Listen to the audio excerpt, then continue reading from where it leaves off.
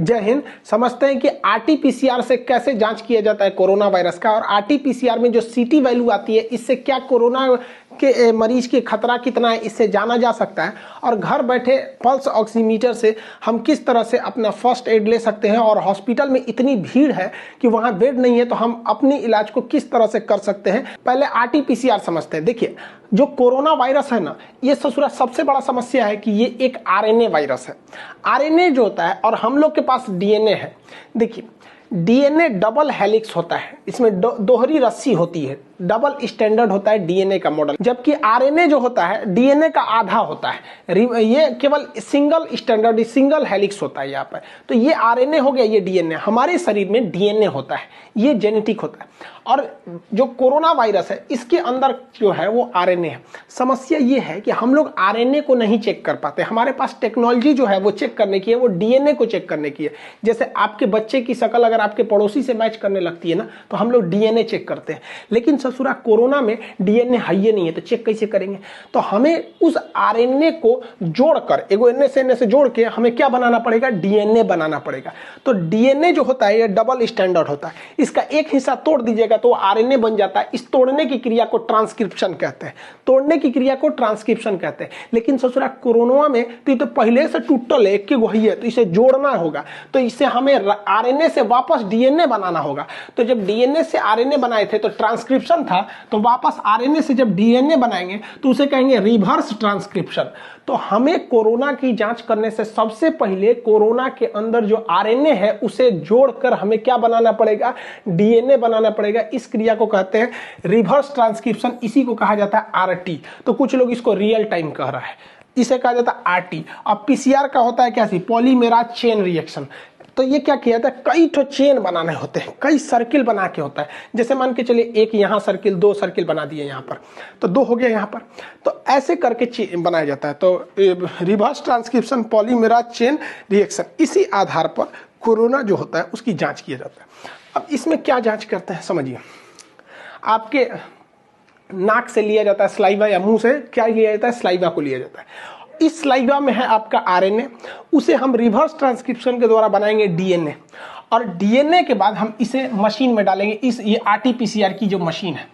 अब इस मशीन में हम इसका साइकिल बनाएंगे डीएनए का। कितने साइकिल बनाएंगे तो ध्यान से समझिएगा। यहीं पर होता है आपका साइकिल थ्रेशोल्ड। क्या है? वैज्ञानिकों ने या लैब वालों ने एक फिक्स वैल्यू रखा है यहाँ पर, थ्रेशोल्ड वैल्यू। यह है थ्रेशोल्ड वैल्यू। इनका जांचना है कि कोरोना के कितने चेन बनाए जाए। ये आरएनए का है। देखिए, आरएनए का कितना चेन बनाया जाए कि उसके अंदर हमको कोरोना वायरस दिख जाए। आरएनए को किस में बदलना है? डीएनए में। और इसमें कितने चेन बनाए जाए कि हमको कम से कम क्या दिख जाए? कोरोना वायरस दिखाई दे। तो एक एवरेज वैल्यू निकाला गया कि कितने चेन घुमाना है? 35 चेन घुमाएंगे, और इस 35 घुमाने तक में अगर कोरोना मिल गया तो हम कहेंगे कि भैया ये कोरोना पॉजिटिव है। लेकिन 35 चेन घुमा दिए, यानी आरएनए का 35 डीएनए, मतलब समझिए टेक्निकल भाषा में, उसे चेन घुमा दिए, और 35 घुमाने के बाद भी नहीं मिला तो कह देंगे भैया तोरा में कोरोना वायरस मिल ही नहीं रहा। ऐसे समझिए नॉर्मल भाषा। ये जो जूस बनाने वाली मशीन होती है, इसमें आप मौसमी या कुछ भी डालते हैं और इधर से आप नचाते हैं। तो आप बताइए, पहला बार नचाते हैं तो क्या उसमें से रस निकलता है? नहीं। 2-3 बार ऐसे नचाइएगा तो नहीं निकले, उसके बाद उसमें से रस निकलता है ना। वैसे ही यहाँ पर भी है। फर्स्ट राउंड में अगर आप आरएनए को घुमाएंगे तो उसमें कोरोना डिटेक्ट नहीं हो पाता है। तो डॉक्टर यही देखता है साइकिल थ्रेशोल्ड में कितना साइकिल घुमाए हैं कि कोरोना निकला है। जैसे हम मौसमी डाल दिए तो कितना साइकिल घुमाएंगे कि मौसमी का रस निकले? कम से कम 4-5 बार घुमाएंगे ना, तभी उसका रस निकलेगा। ऐसा नहीं कि तुरंत दाबते निकल जाएगा। तो मौसमी का सीटी वैल्यू कितना हो गया? 5। कितना पे वो रस फेंका है? ऐसे ही आम का कर देंगे तो आम का तनी और निकलेगा देर में, आम का रस निकलेगा 10 बार में। अमरूद डाल देंगे और कहेंगे कि अमरूद का बताइए तो सीटी वैल्यू को वो साइकिल मारेंगे तो निकलेगा। अमरूद में रसे नहीं होता है, तो ससुरा में 10-15 बार मारेंगे तब रस निकलेगा। वैसे ही हो रहा है ससुरा कोरोना में। कोरोना में जब आरटीपीसीआर किया जा रहा है तो कहा जा रहा है कितना साइकिल करेंगे कि कोरोना डिटेक्ट हो जा रहा है।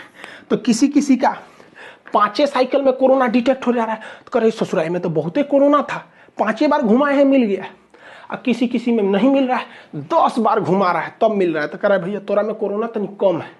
और किसी किसी में 20 बार घुमाना पड़ रहा है, 20 साइकिल चलाना पड़ रहा है, 20 साइकिल घुमाने के बाद उसमें कोरोना आ रहा है, तो उसका सीटी वैल्यू कितना दे रहा है 20। किसी किसी का 30 साइकिल घुमा रहा है तब उसमें कोरोना मिल रहा है, मतलब उसमें सोच रहा कोरोना है ही नहीं है, कोना कोना खोज दिया गया। और किसी का 35 घुमाया गया और तब वो नहीं मिला तो उसे कह देते तुम निगेटिव हो।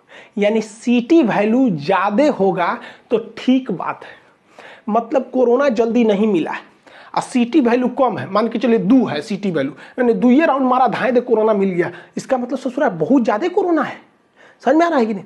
अब किसी का सीटी वैल्यू 30 है, मतलब ससुरा 30 राउंड मारा है तब जाके उसको कोरोना दिखा है। तो सीटी वैल्यू का ज्यादा होना ये दिखाता है कि कोरोना की मात्रा कम है, और सीटी वैल्यू कम है मतलब तुरंत कोरोना मिल गया, मतलब शरीर में कोरोना की वैल्यू ज्यादा है। सीटी वैल्यू से आपके स्वास्थ्य पर कोई फर्क नहीं पड़ता। किसी का सीटी वैल्यू ज्यादा है मतलब कोरोना कम है, तो ऐसा नहीं कि वो खतरे से बाहर है। कोरोना कम रहे या ज्यादा, इससे कोई फर्क नहीं पड़ता भैया, वो तो एक बार आएगा और खटाखट अपना रेप्लिकेशन करके बढ़ा लेगा। कई बार ऐसा भी देखा जाता है किसी का सलाइवा लेने में कम आ जाता है, कम सलाइवा आता है तो उसका सीटी वैल्यू ज्यादा आ जाता है, क्योंकि उसमें से कोरोना जल्दी मिलता ही नहीं है। जैसे आप समझिए, दूसरा एग्जाम्पल लेके समझाते हैं। जैसे कोई व्यक्ति है, कोरोना उसको शुरुआत में हुआ, तो जैसे उसके शरीर में कोरोना घुसा तुरंत तो वो कोरोना फैल नहीं जाएगा, तो जैसे कोरोना घुसेगा अब वो जाएगा अपने आरटीपीसीआर करने, तो उसका 1 राउंड करेगा आरटीपीसीआर तो कोरोना मिलेगा नहीं, क्योंकि अभी अभी एंट्री मारा, अभी तो बहुत कम होगा, तो उसका 2, 10, 15, 20, 25 पे जाके डिटेक्ट होगा। तो डॉक्टर कहेगा अरे भैया आपका सीटी वैल्यू तो 25 है, मैंने जल्दी कोरोना मिल ही नहीं रहा था। लेकिन अगर वही मरीज 10 दिन बाद चेक कराने जाएगा तो उसके फेफड़ा में तो पूरा कोरोना भर गया होगा। अब जब चेक करेगा तो 2-4 राउंड मारेगा, इसे 2, 4, 5 का रिस्क 5 में मिल गया तो कोरोना कम हो गया, तो सीटी वैल्यू कम हो गया। लेकिन जब वो मरीज 15-20 दिन बाद ठीक हो जाएगा तो उसके शरीर से तो कोरोना मर चुका है। अब जब उसका सीटी वैल्यू चेक कीजिएगा तो बहुत ज्यादा साइकिल चलाना पड़ेगा, क्योंकि मर और के खत्म हो गए, सब कोना में बचल होंगे सब, तो बहुत ज्यादा साइकिल चलाना पड़ेगा। मतलब समझिए क्या है कि शुरुआत में आपके शरीर में कोरोना कम होता है, इसलिए साइकिल ज्यादा चलाना पड़ता है, तो सीटी वैल्यू ज्यादा होती है। लेकिन जैसे जैसे बीच वाली स्थिति में आते हैं, बीमार पड़ने लगते हैं, तो सीटी वैल्यू घटने लगती है। क्यों?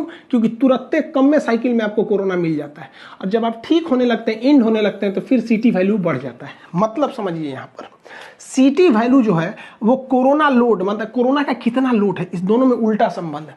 आपका सीटी वैल्यू ज्यादा मतलब कोरोना बहुत कम है, लेकिन इसका ये हरगिज मतलब नहीं है कि जिसका सीटी वैल्यू कम है वो बच जाएगा, जिसका ज्यादा है वो नहीं बचेगा, ऐसा कुछ नहीं है। ये केवल कोरोना के वर्तमान संख्या को बताता है। संख्या से क्या मतलब, ये तो तुरंत बढ़ा ही लेता है अपनी संख्या, कोरोना को संख्या से मतलब है। तो अगर बताइए सीटी वैल्यू कम तो लोड वैल्यू ज्यादा। हम आपको बताते हैं, यहाँ हम मरीज का सीटी वैल्यू लिखे, हम कहते हैं कि इसमें बताइए वह कौन सा मरीज है जिसमें सबसे ज्यादा सीटी, मतलब किस स्थिति में सबसे ज्यादा वायरस दिखने हैं। सबसे वायरस ज्यादा कब दिखेंगे? सीटी वैल्यू पर तुरंत वायरस कब दिखेंगे? देखिए आप यहाँ पे 5 पर, जिसका सीटी वैल्यू 5 है मतलब सोच रहा 5 साइकिल में उसको कोरोना मिल गया, 5 बार साइकिल घुमाया उसको कोरोना मिल गया, मतलब बहुत ज्यादा पूरा शरीर में कोरोना भर लेता होगा। और सबसे कम कोरोना किस में देखा गया? तो जिसका सीटी वैल्यू 32 है, क्योंकि 32 राउंड किया है, खोजते खोजते 5 में नहीं मिला, 15 में नहीं मिला, 25 में नहीं मिला, लास्ट में मिला 32 में, बहुत कम कोरोना है। लेकिन कोई गारंटी नहीं कि इसमें कौन बचेगा, कौन मरेगा, कौन ठीक होगा, क्योंकि कोरोना खुद की संख्या बढ़ाने में स्वतंत्र है।